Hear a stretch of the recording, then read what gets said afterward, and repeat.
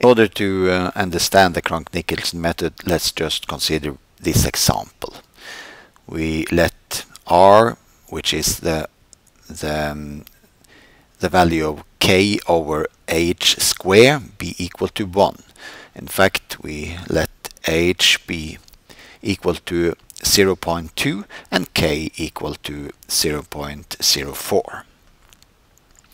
Moreover, we assume that the following initial condition: u of x 0 is equal to some function f of x, which is equal to sine px. And we consider the case when t is between 0 and 0.2. In addition, we know that we have the boundary conditions u equal to 0 and u equal to 0 on both sides. So now we are going to write the discretization equation on both of these unknown. Let me just write this, show you this figure once more, where we have written all these unknown node points. We know these green points are known because it's on the boundary or they are initial conditions. So here on this x-axis we know the value of u, the values of u, because it's equal to sine pi x. And on these boundaries we know also the function because it's equal to 0. We therefore start with this first row of unknowns. These 4 unknown values must be found. And we write the Cronk-Nicholson scheme once more. In the case when r equal to 1, it takes the following form. So let's start with this point. I equal to 1 and j is equal to 0. So well, it's in fact in order to find the relation between these 3 points, we have to start with j equal to 0, and we just write the equation in this case.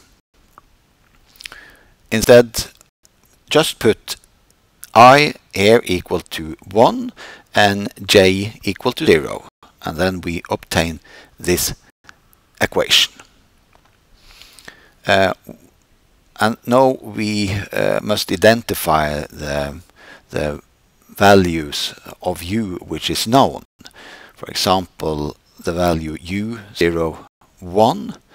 u01 is a value at this point, and it's known. It's equal to 0. So why don't we just write 0 here? This value u20 is the value here, which we know it's sine to pi. So it's on this point it's sine to pi 0.4. I pointed to the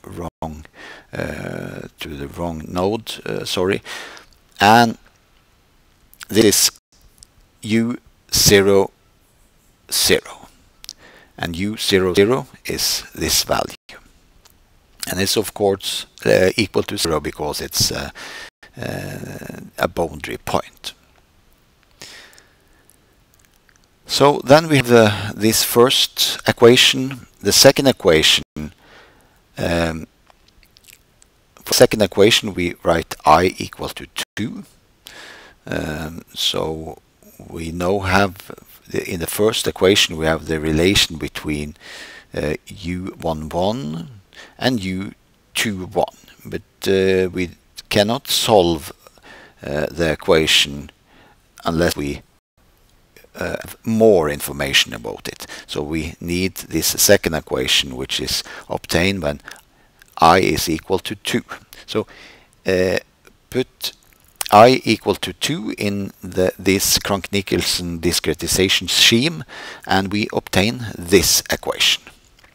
In this case, none of these values are known because its interior point is red points, not green points. But both of these points are known. And this is sine to 0.6 pi, and this is sine to 0.2 pi. Okay, then we have the second equation. The third equation is all these for all these equations we write j equal to 0 because we must start on the lowest row, and we write here the final equation for I equal to 4. Then we obtain this.